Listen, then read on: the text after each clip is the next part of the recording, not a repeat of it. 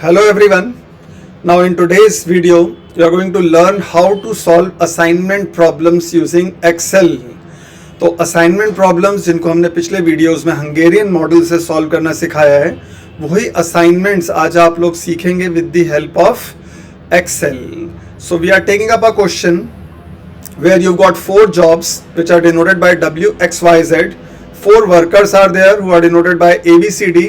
और ये आपको कॉस्ट गिवन है. जैसे जॉब W अगर वर्कर A करेगा तो उसके लिए लगते हैं 41 रुपीज़. तो ऑर्गेनाइजेशन को 41 रुपीज़ का कॉस्ट एक्रू हो रहा है. W जॉब के लिए B वर्कर अगर करेगा तो 72 रुपीज़ लगेगा.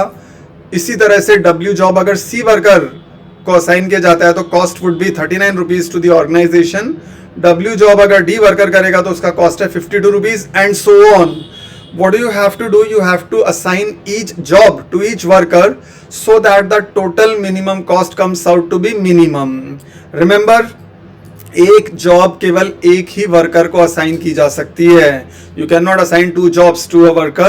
तो one job will be assigned to one worker only. So we start. First of all, we will have to copy this whole table. Right? So we have copied up the table exactly. और उसकी जो अंदर की values हैं उन सबको हम delete कर देते हैं. Let's clear all the data set which are existing in the second table. अब हमें ऑपरेशन अप्लाई करना है इसमें. सबसे पहले हम रो के लिए करेंगे इस खाली पड़े हुए टेबल के अंदर, और वो ऑपरेशन है सम वैल्यूज का. तो सम वैल्यूज कैसे करेंगे हम? फर्स्ट रो की सारी वैल्यूज को हमें सेलेक्ट कर लेना है, ब्रैकेट को क्लोज करना है और एंटर करते ही वैल्यू 0 हो जाएगी. राइट. इस कमांड को हम नीचे तक पुल कर लेते हैं तो ये सेम ऑपरेशन सारी रोज के लिए कॉपी हो गया. You come to any row, you will have this operation of sum values which is applicable to each and every row. Moving on to the columns now. Column के अंदर भी यही operation लगाएंगे हम, सम वाला. ये ऑपरेशन लगाया और इस फर्स्ट कॉलम की सारी वैल्यूज को हमने सेलेक्ट कर लिया, ब्रैकेट को क्लोज किया और ये फर्स्ट कॉलम की वैल्यू भी 0 आ गई. इस वैल्यू को स्ट्रेच कर लिया हमने, आगे पुल कर लिया टू द लास्ट कॉलम. तो उससे हमारा ये ऑपरेशन सारे कॉलम्स के लिए एप्लीकेबल हो जाता है. अब हमें निकालना क्या है? We have to calculate the value of total minimum cost. हमारा जो टारगेट है वो है टोटल मिनिमम कॉस्ट को कैलकुलेट करना. तो टोटल मिनिमम कॉस्ट हम कैलकुलेट करेंगे, उसको हम यहाँ पर शो कर देंगे इस कॉलम के अंदर, टोटल मिनिमम कॉस्ट. राइट. अब टोटल मिनिमम कॉस्ट के लिए लेट्स टेक दिस सेल. यहाँ पर हम टोटल मिनिमम कॉस्ट निकालेंगे. ये निकलेगा सॉल्वर की हेल्प से. तो सॉल्वर को क्लिक करेंगे हम, यहाँ पर सॉल्वर आपके सामने आ जाएगा और इसमें जो एग्जिस्टिंग वैल्यूज हैं उन सबको पहले हम डिलीट कर लेते हैं. We delete all the values. ये सारा डेटा सेट पहले का जो है वो डिलीट कर लेंगे हम. Now we apply. हमें निकालनी किसकी वैल्यू है? इस पर्टिकुलर सेल की. तो इसको क्लिक किया, सेट ऑब्जेक्टिव के अंदर ये वाला सेल हमारा सेलेक्ट हो गया कि हमारे पास जो कॉस्ट आएगी उसके सेल को हम सबसे पहले यहाँ सेलेक्ट कर लेते हैं. राइट. और इसके अंदर एक ऑपरेशन लगेगा. जो ऑपरेशन है वो है सम प्रोडक्ट का. राइट. ऑपरेशन क्या है वो ऑपरेशन है सम प्रोडक्ट. और ऑपरेशन लगेगा कैसे? उसके अंदर हम सबसे पहले तो फर्स्ट टेबल की सारी वैल्यूज को सेलेक्ट कर लेंगे, एक कॉमा प्लेस किया, और फिर सेकंड टेबल जो खाली पड़ा हुआ है, जो सॉल्यूशन टेबल है हमारा, उसकी सारी वैल्यूज को सेलेक्ट किया, ब्रैकेट को क्लोज कर दिया. हमारे पास अभी ये वैल्यू आ गई है 0. लेकिन ऑपरेशन आया आपको समझ में? सम प्रोडक्ट का ऑपरेशन लगाना है. पहले फर्स्ट टेबल की सारी वैल्यूज को सेलेक्ट किया, उसके बाद सेकंड टेबल जो सॉल्यूशन टेबल है उसकी सारी वैल्यूज को हमने यहां पर सेलेक्ट कर लिया. राइट. नेक्स्ट सॉल्वर को क्लिक करते हैं हम और सॉल्वर के अंदर हमने ये सेलेक्ट किया हुआ था टोटल मिनिमम कॉस्ट वाला सेल. राइट. इसको सेलेक्ट किया था. जो चेंज करना है, 2 ऑप्शंस है, मैक्सिमम या मिनिमम. क्योंकि ये क्वेश्चन है कॉस्ट का तो उसके लिए हम मिनिमम क्लिक करेंगे. कॉस्ट का होता है टाइम का, डिस्टेंस का, इन सभी फैक्टर्स को मिनिमाइज किया जाता है. लेकिन अगर क्वेश्चन होता है प्रॉफिट का, सेल्स का, तो वो मैक्सिमाइज का होता है, तो we could have clicked you know, तो यहाँ पर हमें मैक्सिमम को क्लिक करना पड़ता। चेंजिंग वेरिएबल सेल्स के अंदर ये जो सोल्यूशन टेबल है इसकी सारी वैल्यूज को हमने सेलेक्ट कर लिया, राइट। सोल्यूशन टेबल की सारी वैल्यूज को हमने सेलेक्ट किया, वो आता है चेंजिंग वेरिएबल सेल्स के अंदर। अब आता है subject to the constraints, right. Subject to the constraints के अंदर सबसे पहले हमें ऐड करना पड़ेगा। क्या ऐड करेंगे हम?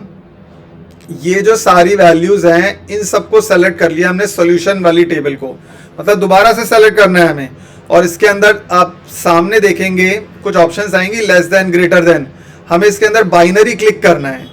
बाइनरी BIN जब आप क्लिक करेंगे, बाइनरी को क्लिक करके ओके कर देंगे, तो हमारे पास यहाँ पर सब्जेक्ट टू द कंस्ट्रेंट्स के अंदर बाइनरी लिखा हुआ आ जाएगा। फिर फर्दर हम ऐड करेंगे। अब ऐड किसको करेंगे हम? यहाँ पर पहले रो ऑपरेशन वाली सारी वैल्यूज को ऐड कर लेंगे, राइट। और ये वैल्यूज हैं सारी हमारी इक्वल, तो उसके लिए हम क्या करेंगे, यहाँ पर कंस्ट्रेंट में 1 लिख देंगे। कंस्ट्रेंट में 1 लिखा। और आप ये भी कर सकते थे, क्योंकि हर जॉब एक ही वर्कर को असाइन होगा, तो यहाँ पे भी सामने 1 जरूर लिख दीजिएगा।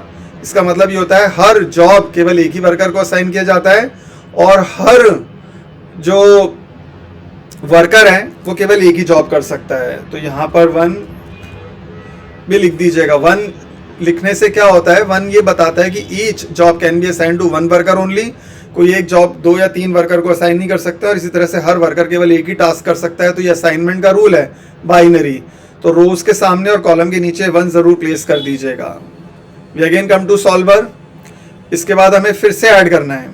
क्या ऐड करना है? रो का हमने ऑपरेशन ऐड किया था, कॉलम का। तो कॉलम के जो सारे जीरोज हैं इनके सेल को हमने सेलेक्ट कर लिया, यहाँ भी इक्वल टू प्रेस किया, और यहाँ कंस्ट्रेंट में हमने 1 डाल दिया, राइट। तो अगर कभी ऐसा हो कि इक्वल से आंसर नहीं आ रहा है, तो आप उस केस के अंदर लेस देन इक्वल टू भी प्लेस कर सकते हैं। रो के केस में कई बार स्टूडेंट्स कहते हैं कि सर हमारा इक्वल टू प्रेस करके आंसर नहीं आ रहा है, तो आप अपने सॉल्वर पैरामीटर के अंदर लेस देन इक्वल टू का भी साइन क्लिक कर सकते हैं, उससे आपका आंसर आ जाएगा। Make unconstrained variable non negative को क्लिक किया। सॉल्विंग मेथड के अंदर आपका आ जाता है ये सिंप्लेक्स, सॉल्विंग मेथड सिंप्लेक्स, और इसको हमने सॉल्व कर दिया। सॉल्व करने पर आपके सामने सॉल्वर रिजल्ट्स आएगा, कीप सॉल्वर सॉल्यूशन, जिसको कि ओके कर दीजिएगा। You can see the answer is coming as 147। 147 is the total minimum cost. और असाइन क्या क्या हुआ है, ये जो 1 आए हैं सॉल्यूशन टेबल में, ये 1 बता रहे हैं कि वो पर्टिकुलर जॉब उस वर्कर को असाइन हुई है। जैसे जॉब W है, ये वर्कर C को असाइन हुई है, क्योंकि जॉब W के सामने और वर्कर C के नीचे 1 आ रहा है। So we can write in simple words कि जॉब W गई है वर्कर C को, और इसको करने के लिए लग रहे हैं, आप देखो अपने टेबल के अंदर ओरिजिनल टेबल में W के सामने C के नीचे 39 रुपीज आ रहा है। तो इसको करने के लिए हमें 39 रुपीज का कॉस्ट एक्रू हो रहा है, right. Similarly job X, look at your table, job X गई है वर्कर 1, कहां पर आ रहा है? X के सामने, वर्कर B के नीचे आ रहा है। तो वर्कर B, और इसकी जो ओरिजिनल वैल्यू देखेंगे X के सामने और B के नीचे, 29। तो हमारे पास जो कॉस्ट आ गई है वो 29 आ गई है। Similarly job Y, worker A के नीचे 1 आ रहा है। 1 देखेंगे आप, Y वाली रो में 1 कहाँ है? वो A के नीचे है। This simply means that job जो Y है वो वर्कर A को असाइन हुई है, और उसका कॉस्ट कितना लग रहा है ये हमें पता लगेगा ओरिजिनल टेबल से। Y के सामने A के नीचे कॉस्ट है 27 रुपीज, तो यहाँ पर जो कॉस्ट आ गई हमारी 27 आ गई। Similarly look at the table, job जो Z है वो असाइन हुई है वर्कर Z के सामने 1 आ रहा है D के नीचे, तो ये वर्कर D को, और अगर आप टेबल में देखें तो यहाँ पर जो कॉस्ट आ रही है वो आ रही है ₹52। अब आप इन सबका टोटल कर लेंगे, तो आपके पास जो टोटल कॉस्ट आएगी वो एक बार यूजर कैलकुलेटर्स, तो वो आ जाएगी आपके पास 147 रुपीज।